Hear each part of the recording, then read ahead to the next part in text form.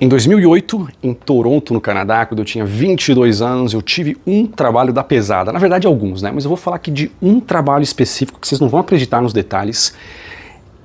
E tem 3 lições importantes aqui, que eu aprendi na época e que até agora, pensando nisso, eu acho que tem 3 lições importantes para vocês, tá? Bem, atenção nas datas, isso foi em 2008, quando eu morava no Canadá, antes de ir para a Austrália, foi 2008, tinha 22 anos. Hoje, nossa vida é diferente, somos nômades digitais, depois eu fui morar na Austrália, Portugal, viajamos aí para mais de 50 países e sempre a gente retorna ao Canadá porque minha mãe mora lá, minha irmã também, meu sobrinho, nós temos família lá, então a gente sempre volta, talvez até voltaremos aí para Toronto para passar o Natal. Felizmente, em circunstâncias melhores, né? Mas quem vê essa vida hoje não acredita aí nos trabalhos que eu já tive. Bem, pessoal, esse trabalho em Toronto, eu já vou compartilhar as lições, é assim, trabalhava num prédio. Eu acho que foi lá na Queen com a Jarvis, naquela área. A East, né, leste de downtown, uma área problemática. Eu sempre falo que hoje há muitos usuários em Toronto, piorou muito, mas naquela época, em 2008, já havia muitos também. Não tanto como hoje. Mas no prédio onde eu trabalhava era muito comum, né, ver seringas pelo chão, né, por causa dos usuários. Era um prédio assim que era o equivalente de uma Coab em São Paulo, então havia muitas pessoas de baixa renda, não imigrantes, tá, mas muitos canadenses ali de baixa renda que moravam lá. Polícia estava lá direto, os bombeiros tinham que ir diariamente porque o alarme era acionado por vândalos, né, era alarme falso, mas os bombeiros eram obrigados a ir, então ao desperdício aí de recursos públicos, né, e a polícia estava lá direto, policiais já falaram comigo, perguntaram se eu vi alguma coisa, olha, se precisar é só chamar, enfim, era um lugar assim bem problemático, pessoas problemáticas, não era seguro, e o meu trabalho, adivinha só qual que era? O glorioso trabalho de limpeza. Pois é. Eu era encarregado de passar pano nos corredores, eram vários corredores ali, de vários andares, então isso levava horas, eu tinha que juntar lixo e tal, limpar as escadas, colocar o lixo ali nos bins ali estratégicos, aqueles, pô, como que fala? Ah, cara, esqueci o nome em português, é tipo um latão gigante de metal, com rodinha, você coloca os lixos lá dentro e empurra aquilo, era pesado, hein? Você empurra aquilo e deixa lá fora na posição estratégica para o caminhão passar lá e pegar no dia seguinte. Então assim, tinha várias responsabilidades, né? E as pessoas não respeitavam, jogavam lixo no chão, muitas vezes as pessoas não tinham nem a capacidade de pegar o lixo de casa e levar ali até tinha uma gavetinha que você abria no próprio andar que você colocava o lixo lá dentro, né? Muitas pessoas nem se davam o trabalho de fazer isso, então sobrava para mim. Então assim, trabalho de limpeza, tá? Já vou falar o quanto que eu ganhava. Tinha todos esses problemas, eu via lá pessoas problemáticas, prostitutas também, cara, direto, e um monte lá. Uma vez uma até pediu para ligar pro cliente do meu celular. Cara, enfim, é um negócio problemático. E assim, quanto que pagava? Já vou chegar na parte das lições, tá? Quanto que pagava na época, né, antes da pandemia, da inflação, crise imobiliária, 2008, $20 a hora seria um salário excelente em Toronto. Hoje não. Na época seria. 15 já era um salário muito bom. Eu ganhava nesse trabalho de limpeza 11 a hora, que era um salário mais ou menos. Não era tão ruim quanto meus amigos japoneses e canadenses que trabalhavam no Starbucks. Sabe quanto que o Starbucks pagava para canadenses e para os japoneses que tinham lá o Working Holiday Visa?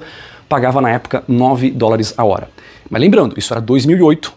Antes de todos esses problemas, né, e $9 a hora você ainda conseguia, era o salário de muitos trabalhando no McDonald's e Starbucks e tudo mais, né.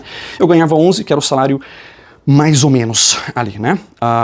E fica a primeira lição aí, né, meu, duas lições bônus aqui, né.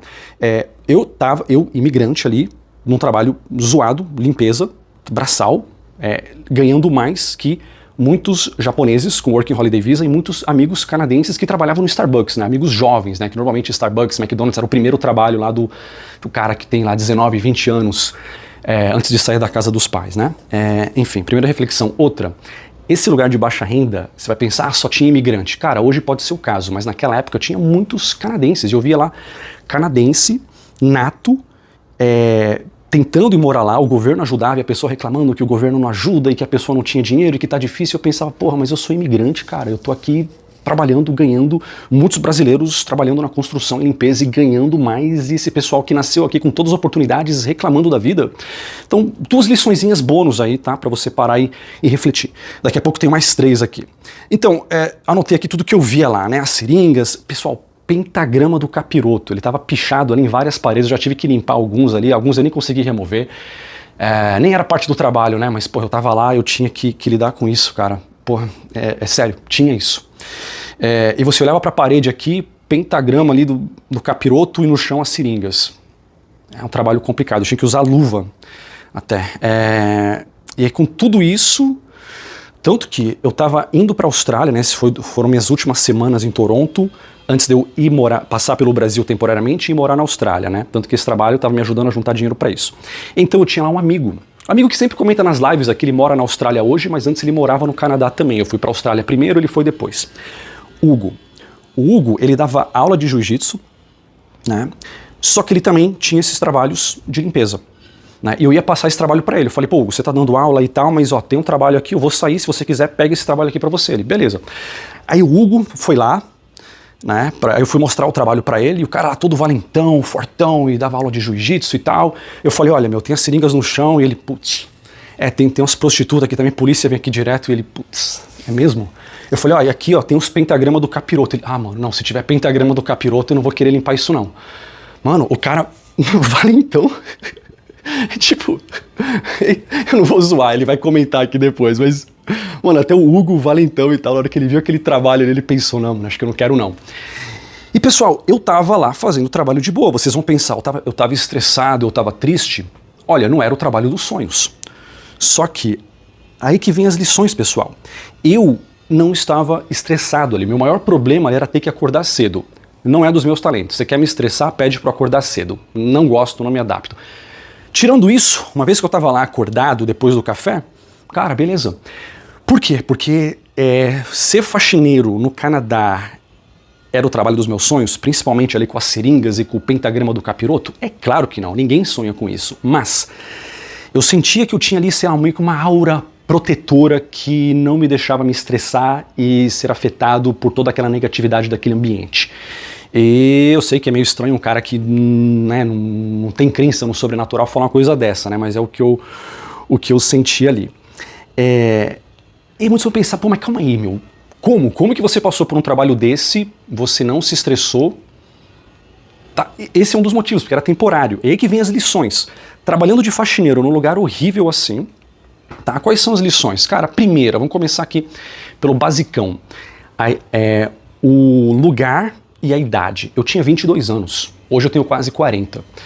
Então assim, se fosse hoje eu ter que fazer um trabalho assim, no Canadá, porra, aí já, cara, já é complicado, eu não tenho essa energia, tá? O mundo mudou, as expectativas são maiores para um cara que tem quase 40, né? Expectativas da sociedade, de mulheres, de você mesmo, da vida, da sua mãe, da sua avó, todo mundo, né? Convenhamos, você tem 22 anos, então primeira coisa, idade. Você tem 22 anos, cara, pega qualquer coisa, trabalha, aprenda inglês, tenta ver o lado bom disso, se você tiver que se dar mal, recomeçar, falhar, aproveita enquanto você é jovem. Cara, então assim, essa aura protetora, explicação científica. Eu acho que a idade ajudava um pouquinho, né? E também o local. Eu falei lá, 11 dólares a hora, na época, era um dinheiro, era mais ou menos, não era ruim. Algumas pessoas ganhavam 9, outras ganhavam 15, eu tava ganhando 11. Tá? Então, assim, se fosse no Brasil, cara, num trabalho desse, esquece. Aí sim, imagina um cara que tem 40 anos fazer um trabalho desse no Brasil, ganha o salário do Brasil e como que isso é visto no Brasil seria horrível. Então, assim, o local e a idade contam muito. E nessa época, nesse local, isso estava a meu favor, tá? Primeira reflexão aqui. A segunda reflexão aqui é a autonomia. É uma coisa que eu tinha nesse trabalho e que me ajudava a aguentar esse trabalho que, convenhamos, não oferece grande futuro, não requer grandes qualificações, né? Mas eu podia decidir ali de onde ia começar o trabalho, como eu ia fazer, que ferramenta eu ia utilizar, desde que o trabalho fosse feito no final do dia, estava tudo certo, ninguém enchia o saco. Então, a autonomia era muito importante. Você poder decidir como você vai fazer o trabalho, em qual ordem, qual horário, e eu tinha isso. Segundo ali também, liberdade. Porque, convenhamos, tudo bem, o trabalho tem que ser feito, né? Tem que ser respeitado, mas não requer um grande intelecto para fazer, tá? Então esse espaço, essa energia mental não utilizada varrendo o chão, eu podia colocar ali um fone de ouvido e ninguém, não era permitido, ninguém enchia o saco, tava lá com o fone num ouvido, escutando livros em áudio. De vez em quando música, né? Mas escutando ali meu livro em áudio, aulas de japonês, que sim, eu estudei na época, eu fui pro Japão depois, ainda lembro de algumas coisas, então a liçãozinha de japonês, os livros em áudio sobre biografias, Carl Sagan falando sobre buracos negros e outras galáxias, um monte de coisa, e que eu estava escutando ali, né, enquanto eu fazia lá o trabalho. Então, autonomia, essa liberdade também, e interação com as pessoas. Cara, muitos moradores ali já me convidaram para tomar um chá, tomar um café. Eu não lembro se foi neste trabalho, nesse prédio específico, que eu tive vários trabalhos, né? Talvez tenha sido nesse ou em outro. Mas um senhor russo que morava lá no prédio, me via lá sempre fazendo faxina, me cumprimentava e tal, um dia ele me chamou pra tomar um chá na casa dele e o cara contou várias histórias, né? Era um senhor idoso já, então, pô, o cara era imigrante, então ele nasceu, cresceu na Rússia, e o cara até me contou como foi, ele era criança, ele me contou como foi quando a Alemanha invadiu a União Soviética. Cara, eu tinha lido isso em livro, visto em documentários, escutado em livros em áudio, mas, pô, o cara ali me contando isso, velho, pô, assim... Que baita lição, cara, hoje eu pagaria pra conversar com um cara que viveu isso. Né? E eu, de faxineiro ganhando 11 a hora, tive essa experiência enriquecedora aí gratuitamente. Né? Então, cara, isso contou muito. Eu estava ali tentando aproveitar o que o trabalho tinha de melhor. Né? Então, interação com as pessoas, autonomia, liberdade, desde que o trabalho fosse feito no final do dia, não houvesse reclamação. Cara, ninguém queria saber se eu fiz primeiro o quinto andar ou segundo andar primeiro, ninguém queria saber. Então, isso é muito bom. E nota, mesmo em trabalhos qualificados, que eu já tive depois, né, disso, se você não tem autonomia, cara, é estressante, as pessoas não notam. Você pode ser engenheiro da NASA, mas é estressante se você não consegue decidir como que você vai aplicar seu conhecimento, em que ordem, como que você vai resolver o problema. Não, você não pode, o chefe está aqui, o cliente está ali, funcionário fofoqueiro aqui desse lado, e você tem que seguir um monte de regrinha fixa e você não tem liberdade para nada. Até quantas vezes você vai no banheiro, tá sendo ali monitorado. É muito chato, mesmo num trabalho com muito status, dinheiro, isso estressa muita gente, tá? Porra, status, dinheiro, tudo isso é bom, mas é complicado, né? Você ter que se estressar também, né? Então, autonomia, tá? É uma coisa que muitas pessoas se estressam com o trabalho porque não tem e não sabem que esse é o problema, é você não ter autonomia aí no seu trabalho. Então eu tinha isso aí nesse trabalho não tão glorioso aí dessa época, tá? Aí o que mais é agora a terceira reflexão, pessoal, eu tinha uma missão, eu tinha um propósito. Encontre a palavra que melhor funciona para você, mas qual que era a minha missão? Em 2008, em março de 2008, eu decidi que eu queria ir para a Austrália. Passei o ano juntando dinheiro, muitas vezes trabalhando de domingo a domingo, juntando dinheiro para ir para a Austrália, certo? E esse trabalho se encaixava aí nessa missão. Eu tinha que juntar dinheiro e eu sabia que daqui a poucos meses eu estaria na Austrália.